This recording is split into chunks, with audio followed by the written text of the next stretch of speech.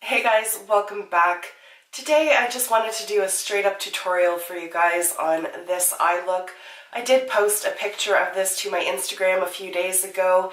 If you're not following me on Instagram, I will put my name across the screen here just so you can go and find me, and I will link it down below as well. So I thought it's very straightforward. It's really like, it looks far more dramatic than it really is. There are two eyeshadows and a highlighter going on my eyes. That's it. It's not that complex, so I thought that I would share it with you. Before we jump into the tutorial though, I did want to give credit where credit is due. The inspiration from this look came from Jessica Mann. You can find her here on YouTube at The Blonde Man, and I will link her channel down below. But I found this picture on her Instagram. There she is there. And I was just blown away with how beautiful her eye makeup looked. So I did just want to give her that shout out because she fully deserves it. This did not come from my little brain. It came from hers, and she deserves the credit. So let's get into the tutorial now.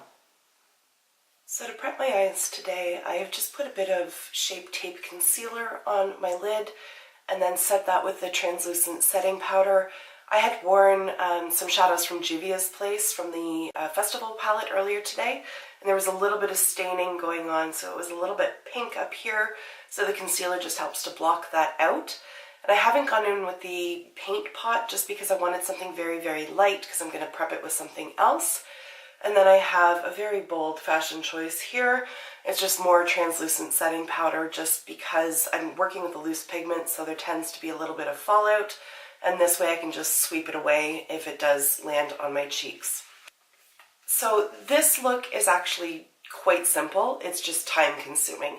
There's just a lot of blending, but it's really not complicated. It involves two shadows, one highlighter. That is it. A shade from the Pastel Goth, it's this one right here called Dope.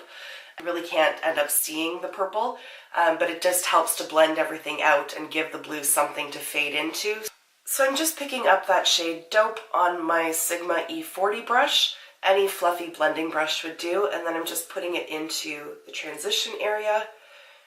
And I've mentioned this in a previous video that I tend to sweep my transition shades more straight across, just so that they're meeting up sort of with the tail end of my brow, and that's simply because I have hooded eyes.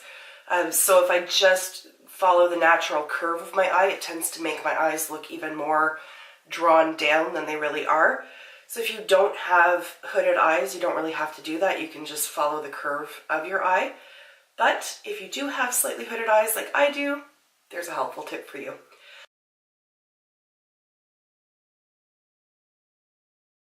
So my powder's actually a little bit too high, so I'm just going to sweep some of that out of the way. And then I'll go in again with that same Dope shade.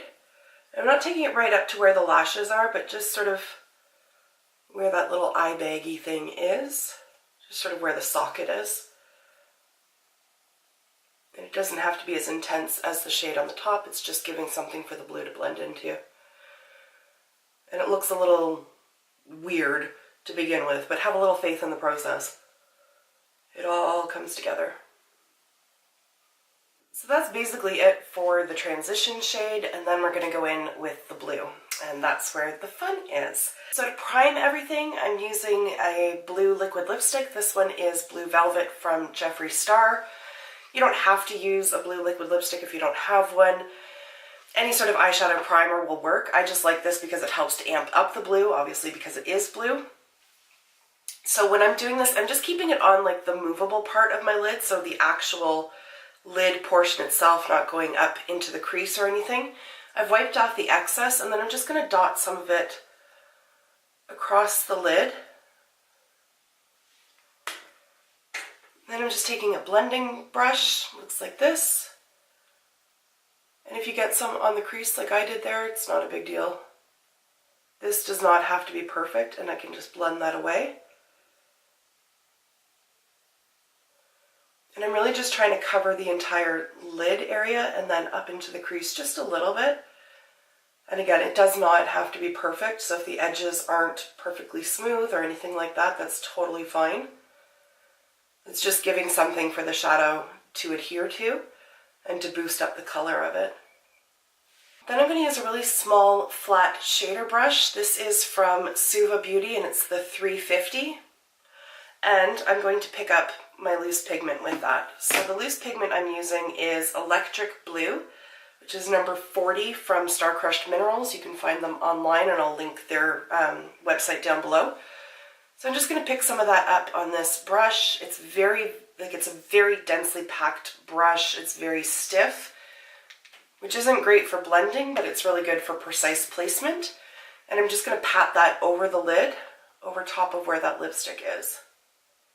While I will usually use Fix Plus to amp up like metallic shadows and things like that, I don't find that that works as well with matte shadows because they tend to get a little bit patchy that way. So that's why I like to just press this into place on top of the base. So again, it's super messy and that's totally fine because we're going to blend for the next 6.5 hours. I'm lying, it's not that bad. I'm going to use the bronze blending brush. This is from Furless Cosmetics and it's just a really soft brush. You could use this for applying shadow on the lid, and I'm going to do that a little bit, but it's also really good for blending stuff out, so I'm using it sort of as a hybrid today.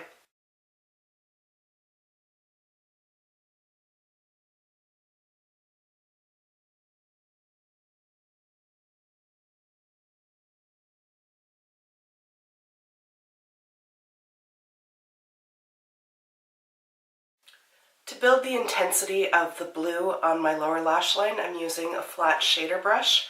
It's just sort of, it's on the fat side of narrow, if that makes sense. I didn't want to go into anything too precise because I really just want to blow the shadow out. So I want to apply it and then just really buff it until it blends out into that purple that we've already applied.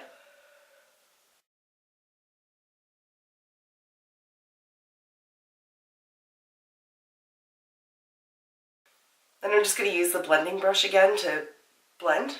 It's appropriately named.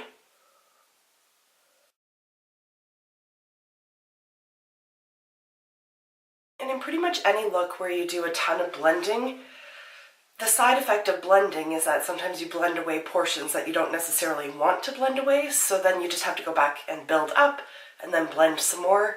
It can be a little bit of a tedious process, but the end result is kind of worth it, in my opinion. So that's what I'm going to do now, is just build up the patches that have been swept away in all of this blending.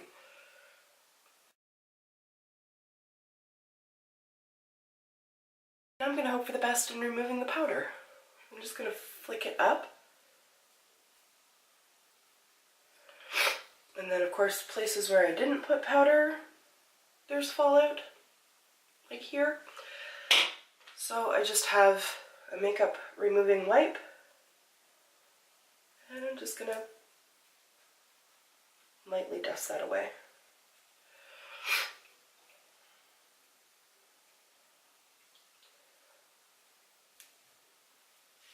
If you wanted a really precise, sharp edge to the wings, you could just wipe it with this, or you could apply tape before you put the eyeshadow on.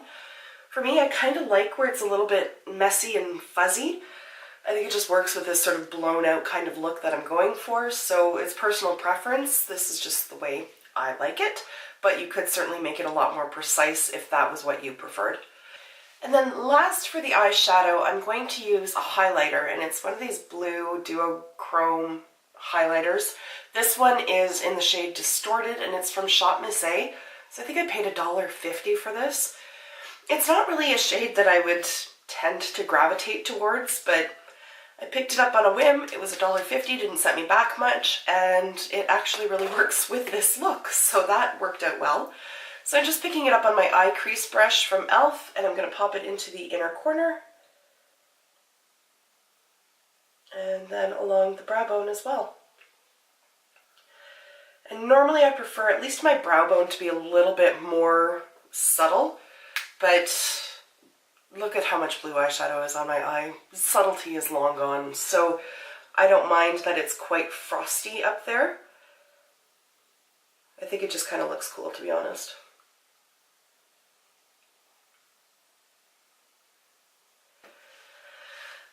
That's the eyeshadow. It's really not that difficult. It's blending and it's having the patience to blend it all out, but it's really not an advanced eye look at all.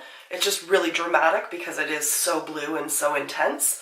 So on this eye here, I have the Tarte Sex Kitten liner in the waterline, and then along my upper lash line, I have the Pretty Easy liner from Clinique, and then I just applied a coat of mascara, and I used the Huge Extreme from Stila.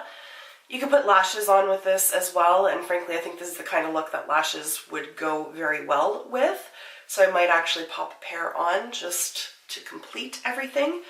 But I'm going to go in and finish this eye up, and then I will show you the final look. I don't have any blush or highlight or obviously lipstick on yet, but you will have seen that full thing by the time you see the eye tutorial, so it's all good. So there you have it, guys. That's what I did to create this eye look, and I have to say, I love it. I would totally wear this out. Maybe not to work, definitely not to court.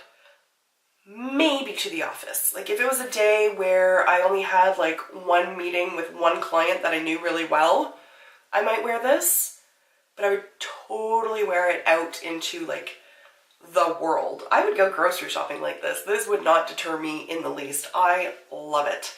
Anyways, that is it. That is what I have for you today.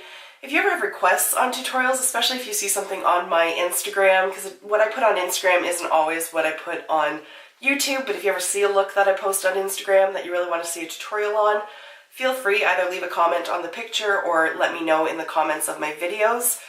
I am happy to do tutorials. I really am, and it's really helpful for me as well when I put out those like posts or the polls, I guess, on my Instagram stories. You know, do you want a voiceover or a talk through? It was resoundingly on the talk through side of things, so at least I know, because I really want to film stuff that you guys want to see. So it helps me out. Any feedback that you give me, thumbs ups, all that kind of stuff, I really appreciate it. It helps guide my channel to be what you guys want. Also, really quickly, 274 subscribers. That is amazing, and thank you guys so much. That just, it blows my mind and it means so much to me.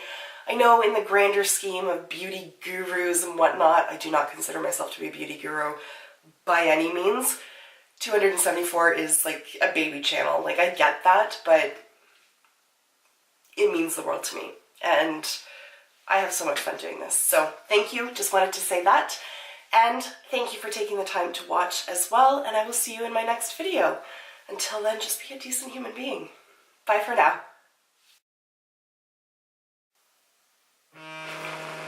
Holy crap, phone, what the shit? Oh, I did not know that that was on vibrate. Holy crap, that scared me. This is something that I would totally wear out if I ever get an opportunity to go out again. Kids.